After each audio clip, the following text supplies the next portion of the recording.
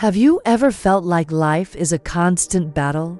A daily struggle against circumstances, people, and maybe even yourself? What if I told you that you've been looking at it all wrong? Life isn't a battle, but a game.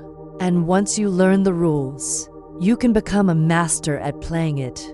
Welcome to Frequency Chapters. Chapter summaries enhanced with sound frequencies for focus, healing, and abundance.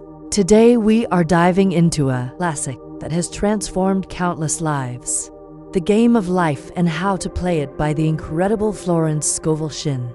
We're going to unpack the powerful secrets from the very first chapter, enhanced with a Solfeggio frequency called prosperity. What's the first rule of this game? It's simple, yet profound. It's a game of giving and receiving. You might know it as karma or the law of sowing and reaping. Whatever you send out into the universe, in your words, your thoughts, and your actions, comes right back to you. Give and receive love. If you give criticism, guess what? You get criticism back. It's like a cosmic boomerang. What you throw is what you catch. Think back. Have you ever complained about being lied to, only to realize you've been telling a few white lies yourself? Have you hoped for kindness, yet being short with the people around you? The universe doesn't judge, it just reflects. But there's another player in this game, and it's arguably the most powerful one you have: your imagination. Proverbs tells us to guard our hearts, our imagination with all diligence, because from it flows the issues of life. Your imagination is like the director of your life's movie.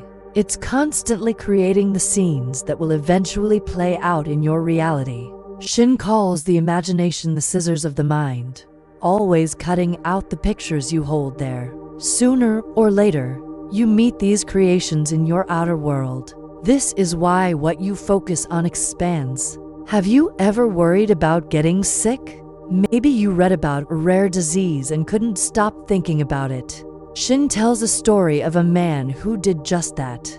He was so consumed by the fear of a particular illness that he pictured it constantly. And eventually, it manifested in his body.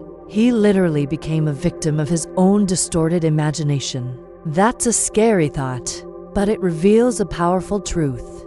If your imagination can create negative outcomes, it can just as easily create positive ones. To play the game of life successfully, you must train your imagination to focus only on the good you want to bring into your life. Health, abundance, love, your highest ideals. To do this, we need to understand how our mind works.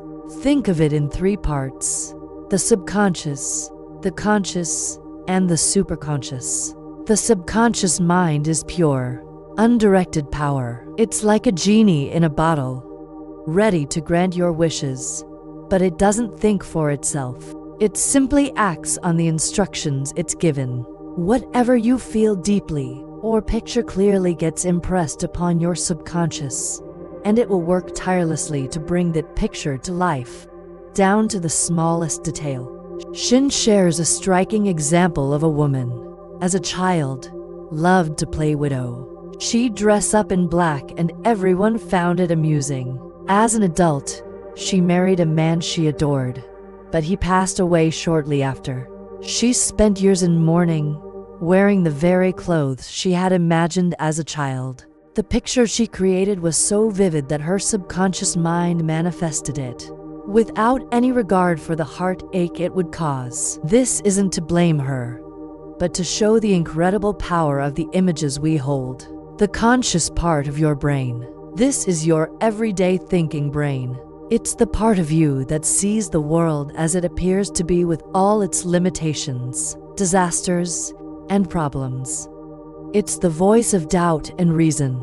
And what it sees, it impresses upon the faithful subconscious. But here's where it gets truly exciting. You also have a superconscious mind. This is the God mind within you, the realm of perfect ideas.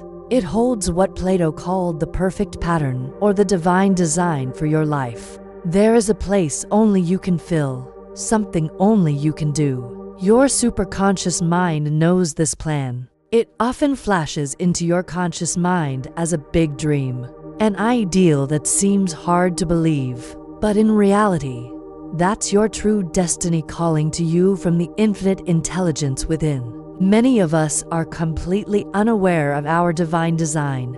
We chase after things or people that aren't meant for us, leading to frustration and disappointment. Shinn tells a story about a woman who was desperate to marry a specific man. She asked Shinn to speak the word to make it happen, but Shinn knew this would violate spiritual law. You can't force someone else's free will. Instead, she affirmed for the right man to come into this woman's life, the divine selection. For a while, nothing happened. The woman was still hung up on the first guy, but then she started to notice his flaws. Her feelings began to change.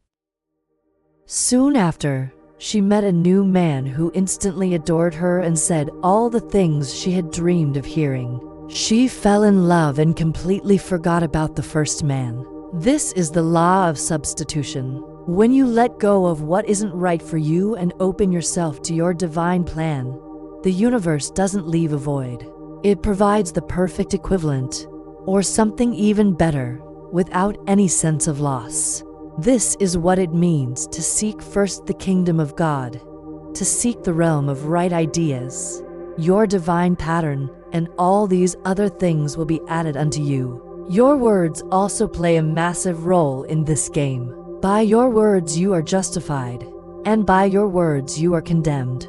How many times have you brought trouble into your life through idle chatter? Shinn talks about a woman who once lived in abundance but grew tired of managing her big home. She would constantly say, "I'm so sick of all these things. I wish I lived in a trunk." And guess what? Her life changed, and she found herself living in a tiny room with all her belongings in a trunk. She had literally spoken herself into that reality. The subconscious mind has no sense of humor. It takes your words as commands. A wealthy woman constantly joked about getting ready for the poorhouse. Within a few years, she had lost her fortune. She had impressed her subconscious with a picture of lack, and it delivered. But the good news is, this law works both ways. You can speak yourself out of lack and into plenty. A woman came to Shinn one day feeling completely defeated. She had only $8 to her name.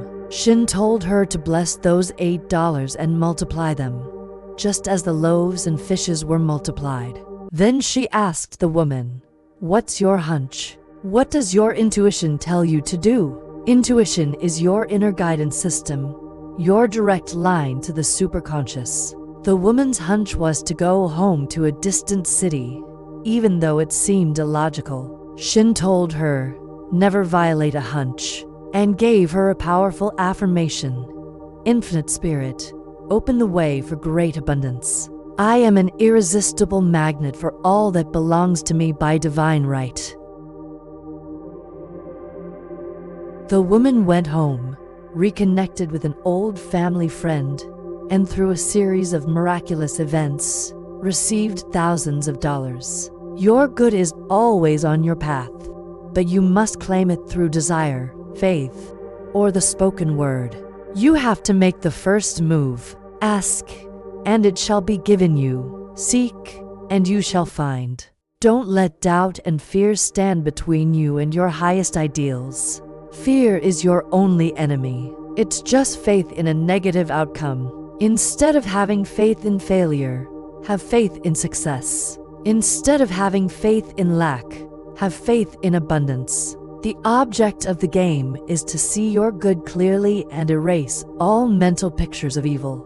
You do this by impressing your subconscious mind with a realization of good. Shinn ends the chapter with a powerful command you can use right now to clear out old, negative patterns. Let's say it together, with real conviction. Place your hand on your heart and repeat after me. I now smash and demolish every untrue record in my subconscious mind.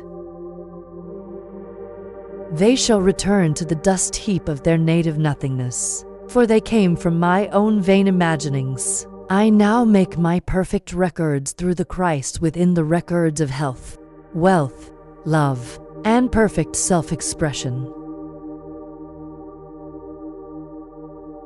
Feel the power in those words. You are taking control of your mind, your words, and your destiny. This is the square of life, the game completed. You have the power to change your conditions by changing your words and your thoughts. Thank you so much for joining me today to explore these life-changing ideas. If this resonated with you, be sure to like and subscribe to Frequency Chapters. You won't want to miss the next frequency-enhanced chapter summary for focus, healing, and abundance. And trust me, these ideas are just as revolutionary today as they were 100 years ago.